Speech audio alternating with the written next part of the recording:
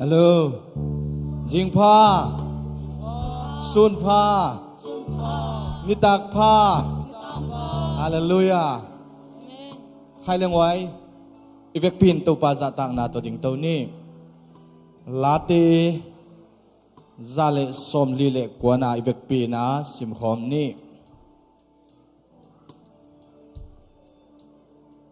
Late zale som lile kwa tang khat na panina tang lina chang sim khom ni kan ni thum topa phadun topa tunga lachak saun athuman mi te ki khom na sunga ama phanna la saun ama abol pa tunga Israel lungdam hela ama kumpi pa tunga Zion mi te ki pak ta hen Lam na to ama phadun la huang le laya lasak na to ama tunga langai saun banghang hiam chi le ama mi te tunga to pa lungdama miniam te gwal zo sakin apa to hi hallelujah khut beng sia sia ni hallelujah thunget na nei ni to pa pasian tuni in nang manong ompia nang mabiyak-biyak nang kipan sakti dam na han nang piato pa na tunga lungdam thu kong ko hi yun te sunga nang man ong magkain la bimal suak tay nang ma to kakip mu khop naw nang ma it na kaphok naw nang ma nalam dang bol na te kamu naw nang ma hoi na te kanga naw nong suat saking dein kahule ka vai te khem peule kaset banteu praise and worship music bante nang ma khusunga sina pantan kya composition minto kya bin thunge nong ko te biak to papasiano Amen. Hallelujah. Hallelujah. Tuni it na thuk pen le it na sang pen to ate ong iton tung ito pa toin. Ama in na te khabilom ngai khomin to pa to na ni. Imo natin ate hondo gi ge a. Aman ela hon en nuam lo hi Tong pa aring iwan pe Hi zonga Aman ete ahon ilay lahi O ina chupe O ina sabe Calvaria ina hong luapya Imo na kemelte di na don Yang join ete ahon bolzo ama ading mo nang yan lua om lohi imo nate bangsa in lian so Dam solo amnelo asisangi asang kempel ading dam na ani o ina chupe o ina Calvaria ina hong luakya Ino na kempelte din na to hon kegi Asyang choin ete ahon bolzo Christ and name siam lo tan na nei no lo aman mo na kay pengin so ta asian trôi nông sinh ma siam trôi hi ha aman mo na kem bel apai manzo amen.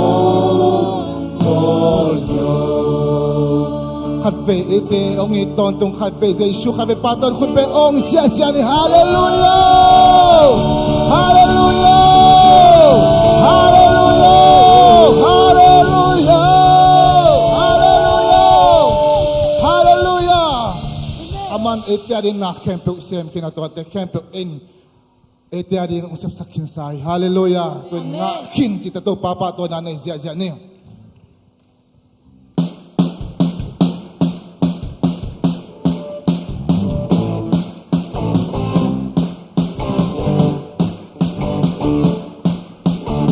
Tàu pa nông happy na kaya rin kay ching hi Day dan tuam nay lo to tung kip den hi Kiswan na no lo kasi san vang lên na Kay hong tuam den hi hong kamwang sat hi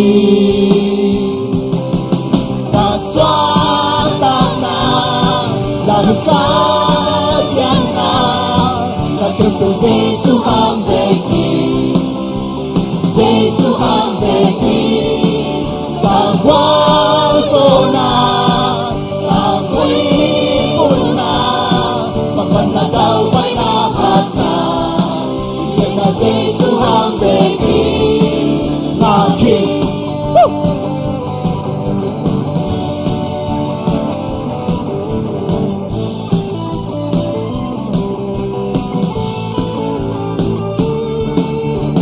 Tàu pa nông happy na kaya rin kay ching hi Day dan tuam nay lo to tung kip den hi Kiswan na no lo na si san vang lên na Kay hong tuam den hi hong kamwang sat hi Ta xóa ta na là hương ca tiang na Ta kêu cầu Giêsu hang về hi Giêsu hang về hi Ta quang số na ta quý phun na mà vẫn là đau bay na hạt na Ngày na Giêsu hang về đi na gì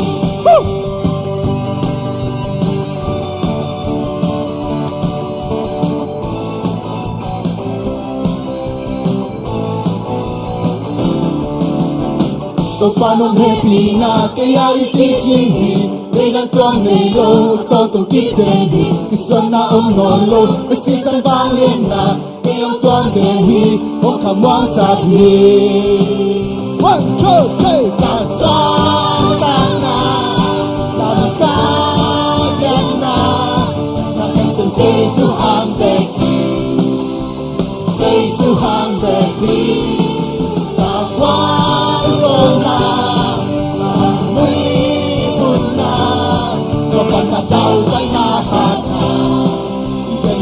Giêsu hàng về đi và xóa tan na tan la thiên na ta kèm tu Giêsu hàng về đi Giêsu hàng về đi ta qua số na ta nguy buồn na mà phần na đau bay na hạt na đi chơi na Giêsu hàng về đi và xóa tan na tan ca thiên na ta kèm tu Giêsu hàng về đi Giêsu hàng về đi ta qua số na ta mũi bút na mà phần na đau bay na hạt na đi chơi na Giêsu hàng về đi ngã kim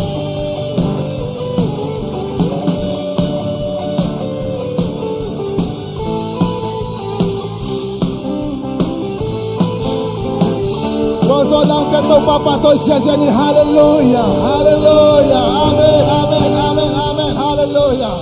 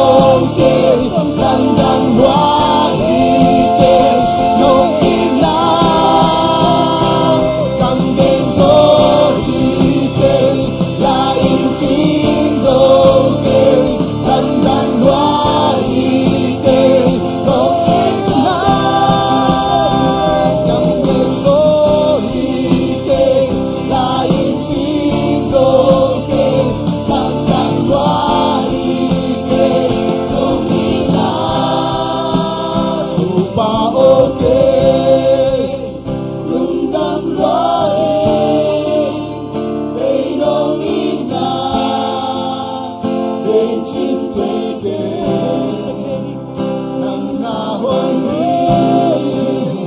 nắng na nhã na kỳ lô lòng kề gió hi kề tu pa ô kề luôn đang hoa kề đâu ý na bên chim thấy kề nắng na hôi nắng na nhã na kỳ lô tăng bên gió hi tu pa ô lung đam loa cây nông ít na bên chim thấy kề nắng na hôi nắng na nhã na kỳ lô thầm đêm gió ít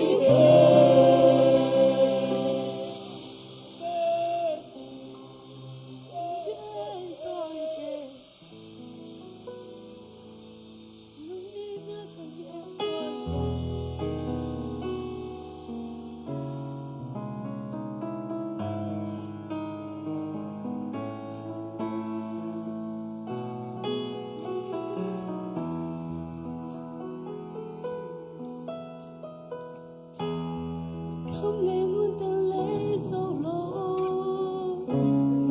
Biết là xem nên tên dấu lô Mình biết thấy lô Lâm đang nông ý na ya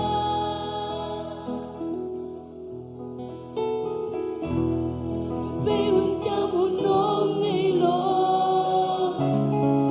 Khi nông ý na nông ngây lô Aha ngôm lô nung ina lang dangi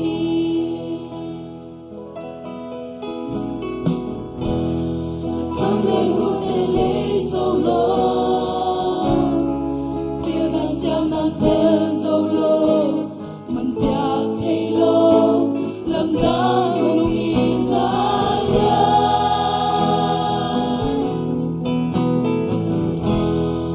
Bê hôn keo hôn ôm ngây lô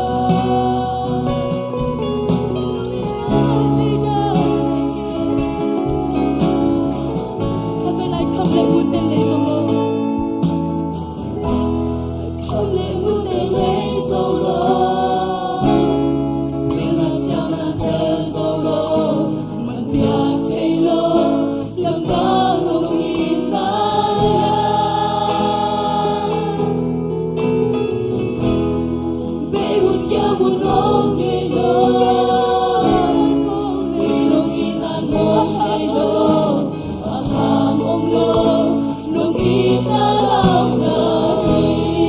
subscribe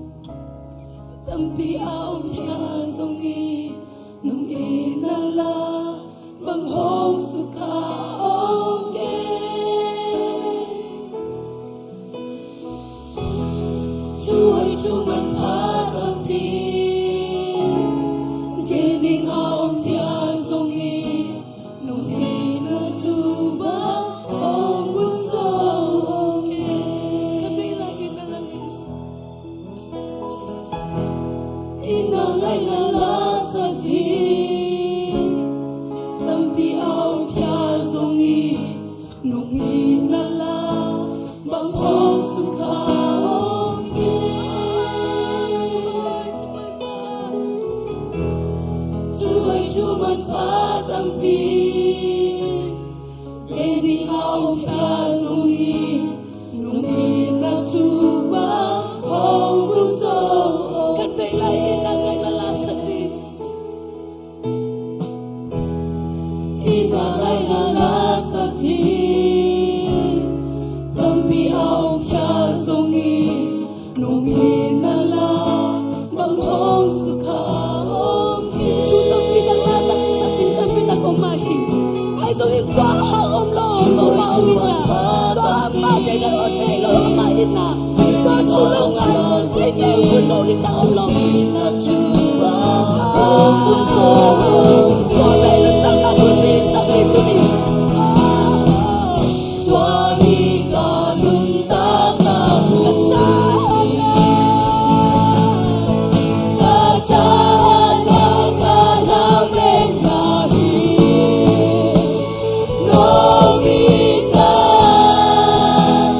dei da ne lo hi ku to ne lo hi a ki chi ni na no mi ta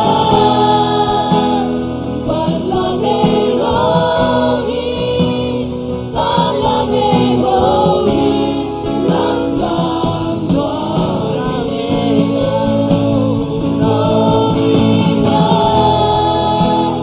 dei da ne lo hi ku to ne lo hi a ki chi ni na no mi ta ba la ne lo hi sa la ne lo hi lang gang lo hi ira pasya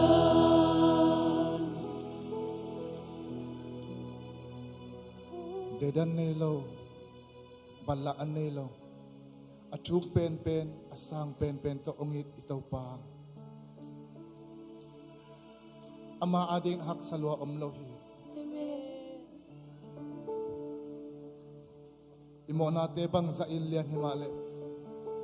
Ama adingin mo may saksolok chi omlohi.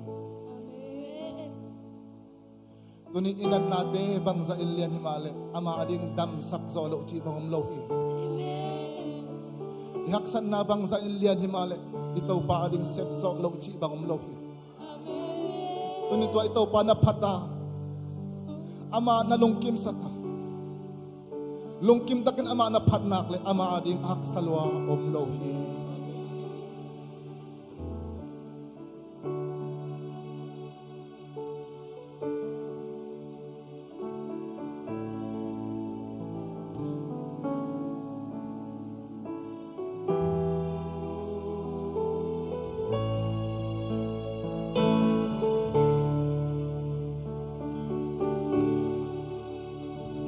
Imo date ite hong do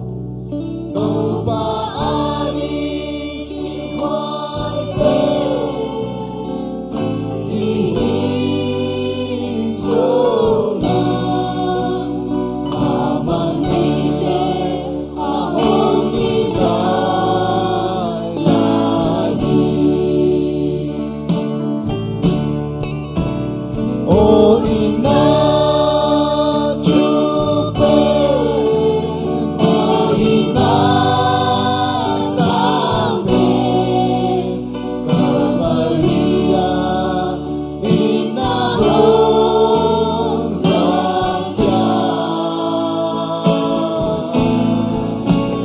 Imo na kipelte, binato hong sotin, asyang chowin ite ako morzo.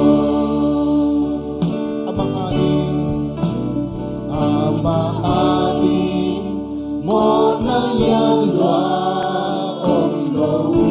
Ibo natin bang sa ilian zongin. Hallelujah. Ibo natin bang sa ilian zong. Ngay dang solo anay loto pa.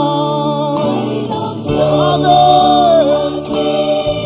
Hallelujah. Asisagin bagsak solo nilawi. Amen. Tunan na na. Bang sa ilian zong sa Jesus itong bagsak solo nilawi. Hallelujah. O ina chupin, o ina sangpin, Kalvaria ina hong raja. Imo na kepelte, binato hong keki, asyang chowin ite ahon bolso. Kristanemi, siyang longgang na menolo. Amen. Aman mo na tempel din sultan, asyang chowin hong simta. Ikaw ba ito na asyang chowin simtahin? Asyang chowin. Hallelujah. Aman mo na kempel pay mangkintahin. Amen. Nananatan sa pay mangkintahin. Hallelujah. Ina chupin, o ina sangpin, Kalvaria ina hong raja. Imo na kepelte, binato hong keki, asyang chowin ite ahon bolso. Ama-aning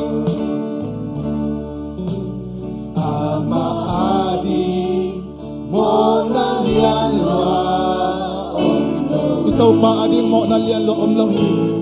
Nalian lo sa omlohi. Hallelujah. Kuninaksan na bang sa ilian song. Nananabang sa ilian song. Ito pandam saksolo na ilohi. Set solo na ilohi. Ama asistanin. Set solo na ilohi. Kunito itong papato. Hallelujah. Asang kembawadi. Oh, damnahi ito pa. Hallelujah.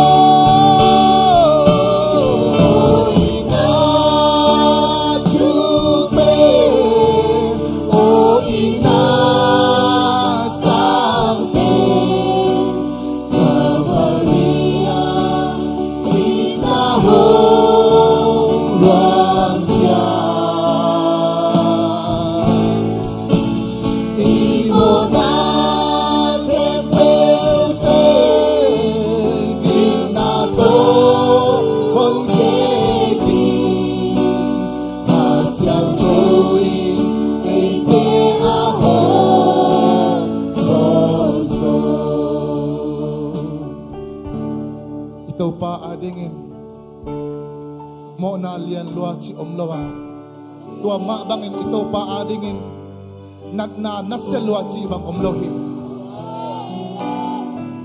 ito pa adingin haksan na golwa chi omlawa hallelujah tunin ito pa mai pa zong ni nahaksan na mikimin haksan na katek niya tunin haksan na tau pa kaksan na hizan lian hi chila nahaksan na len na te gen non kayin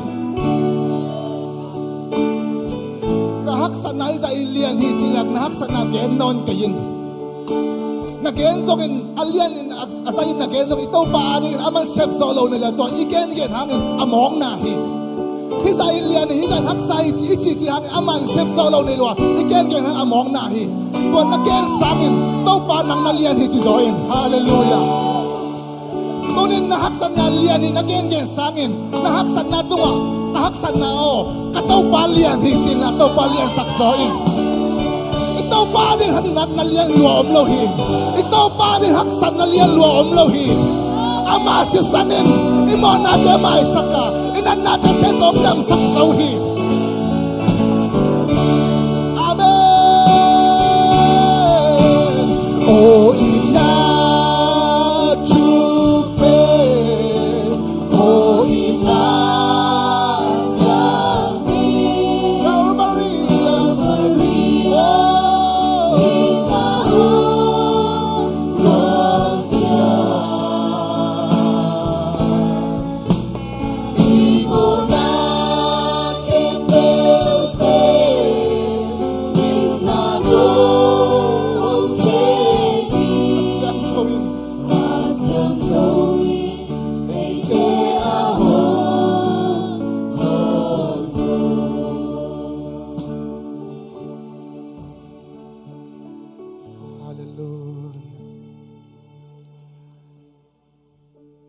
tunin ipa hobi ni pao tingyan ni pao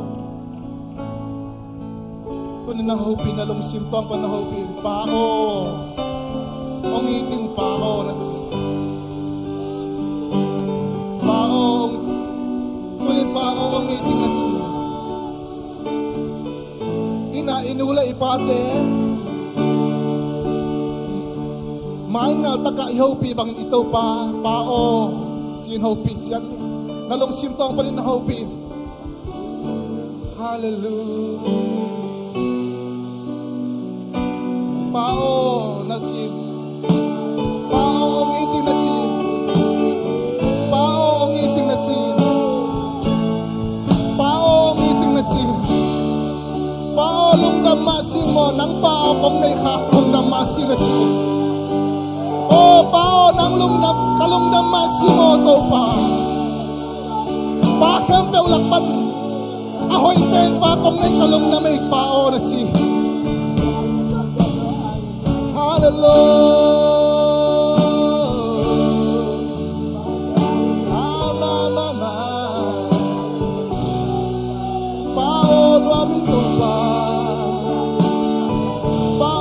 damasi langkong na ikamong damasi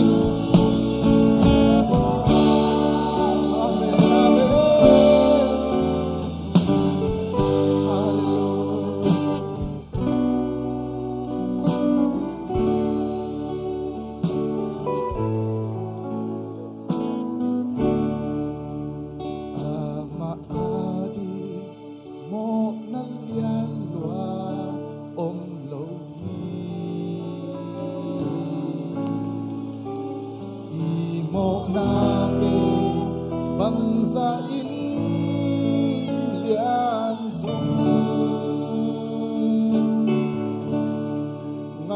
dam solo at nilo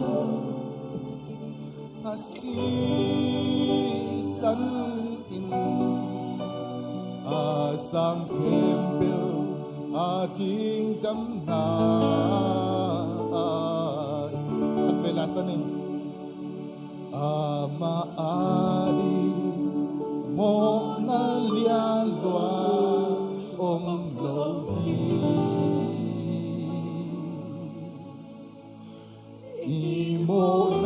ating bangsain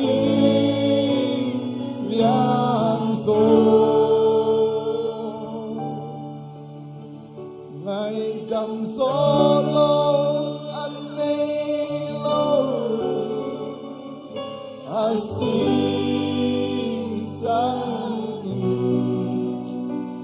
asakin ating damna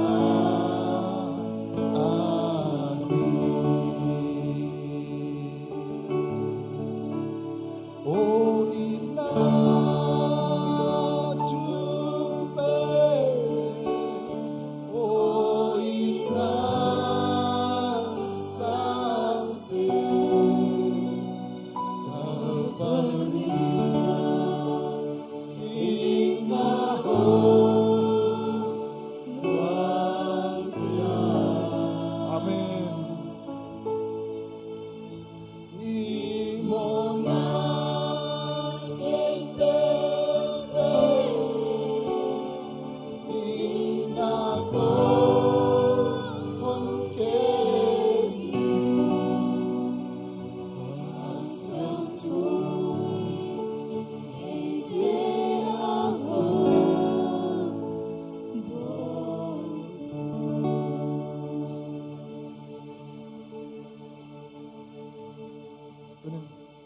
Ama adim mo na liyan loom no chikat besalay din niya. To nasaksungin nalunggut pen nalungsiman ako. Nadamlaw na omle to nadam na tunga na kod na ngail na. To pan hikay hikichin na hinasahay.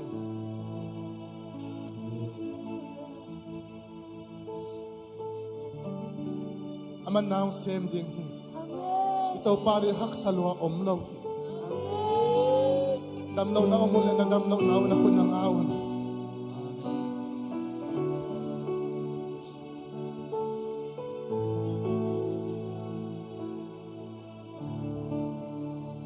Ama adi mo nan lian lua omlaw.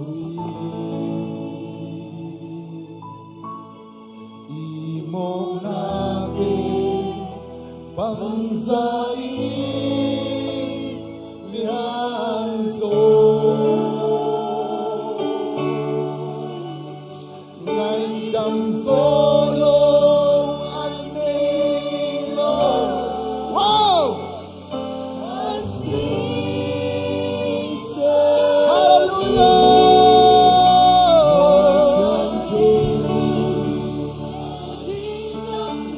Tunin ko dam na nasangin.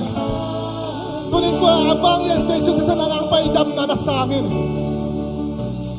Ama adi mong nalian lua om lori.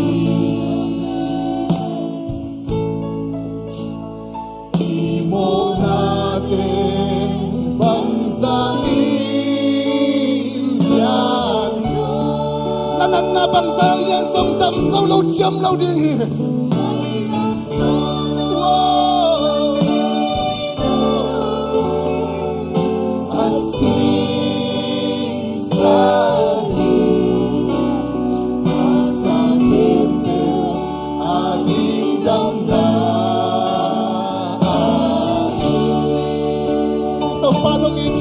Panong iti, o ina chupe, o ina sapen, Calvaria inahon baga, imona kefaude. Nadam natong sakit. Nalungkam natin lamet natong sakit ito pa.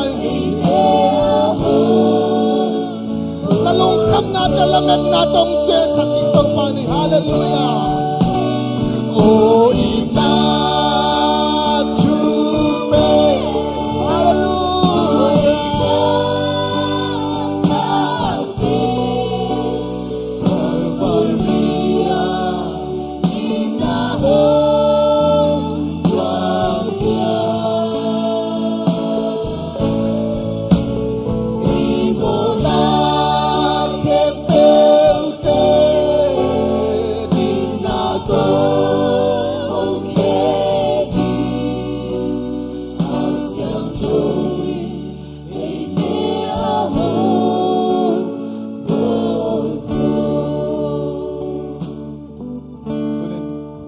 kham to ne ilong kham na te zongin nat na te zongin ama in zai shumen to not khia sak tu phang piak sak den ma chen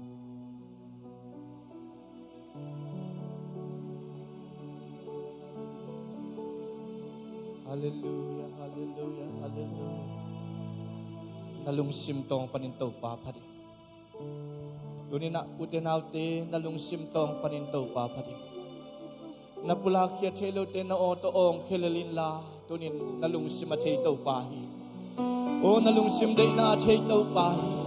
O ito pa na o nangay sunate. O ito pa mulit ang pailit ang mutaw pahi. Hallelujah. Om kelalin tau pamaya om kelalin om kelalin tunin nalungan suna o nagel na o nalungkam na tay tau pa o nagitaksam na tay tau pa yo hallelujah nagitaksam na tay tau pa yo hallelujah amen oh nagitaksam na tay tau pa yo hallelujah amen. Oh, hallelujah, hallelujah, hallelujah, hallelujah. La la la la la la la la la la. Ajala baba na katia la la la la la la baba la kinya sere la la la hallelujah, amen, amen. Ajala la la la la la la. Hallelujah, la baba na kasikini hase la la amen. Oh, kelelin to baba ya om ken hallelujah. Oh hallelujah, amen. Okay, tunin nalungkam na. Oh nalungkul na to pamaya. Okay, hasaga sada baba la la la kasi sige hallelujah, hallelujah. Oh hallelujah, to pamaya. Okay, lalito ay sige sada baba la kasi sige. Oh tunin nalungkul na chay to pahi. Hallelujah, hallelujah. Sada baba la kasi sige. Hallelujah. Hallelujah, hallelujah, hallelujah. Oh,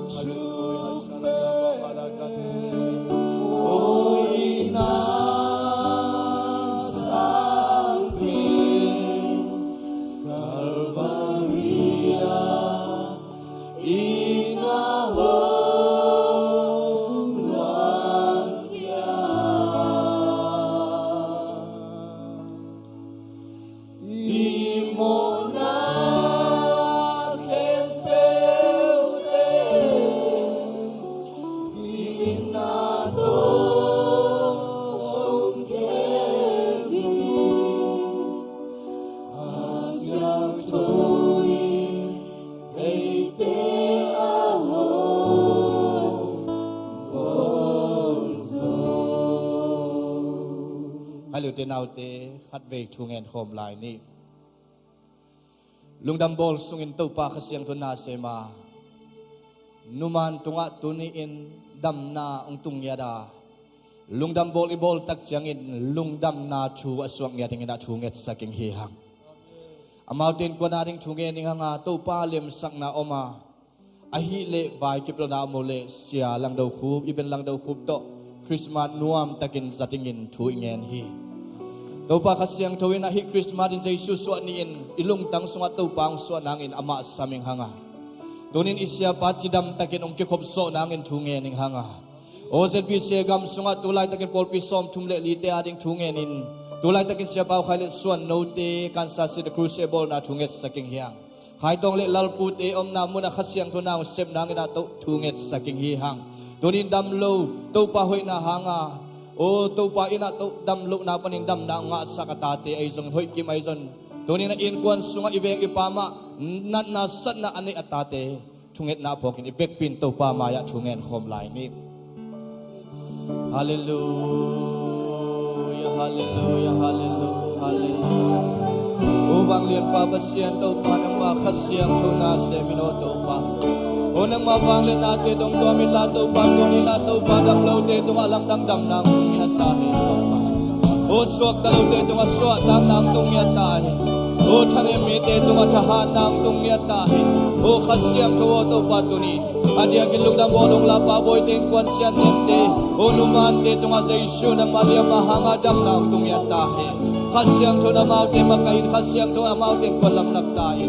O kusay kemte gel nate kemte to pa ng manlochin na daw pa'y ng piano to pa. O tuloy na polpiso nga to pa, tamlo de sa isyu ng mami to namtahe. O tanem miten sa isyu ng masotahan ng atahe. O zong kalmitin ng masungasahan ng angyatahe. O zong kalmitin ng masungasahan ng angyatahe. O banglit babasyan na semila. O banglit babasyan na kasyang to pa ng alam ng to pa na dati makainto pa. O doon na to pa tanim miten itong sanamil. O polpin kima to pa sangka sana pang tepil na chim na nga itasepsibol na to pa. Sakat na to pa. O kaya pulpan manin nga natin to pa nung pingyaring tugong ngayon. O si dia na nga nailo din nga hela to pagwid ka na nga nailo din nga nang sa isyu ng mamin to tungen ng to pa. O nang mabiyagin sungnuwa mas nailo din to nin sa isyu ng mamin to hibiyagin sunga kakahiuhi. Amaw te khatin nuwa masang nan hibiyagin sa lutahe. O to pa hibiyagin sunga na dampi umlay ay manin. Kasyang tawa to pa hitul salitang sunga at hanemite hizet bisem tul sa polping puwak tayin. Amaw te khatinam na suang yatahin. Amaw te chahana amaw te lungnob suatang na suang yatahin. O khatane mite khatana suakela. O taksadam lautin hibiyag nung zot dagjangin dam na hana nga na suang yatahin. Kanilay hulkayem piu nang masya banung makai udin sinapantan kaya kompensay sumit atungin kaya pong kote biyak to pabasyano. Amen.